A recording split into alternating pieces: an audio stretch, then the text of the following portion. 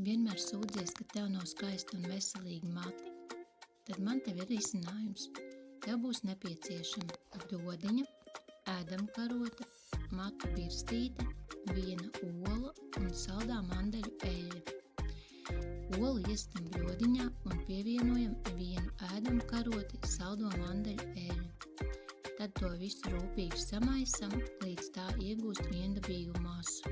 Kad masa ir iegūta viendabīga, tad to klājam visā matu garumā un volā, tava skaisto matu maska ir gatava.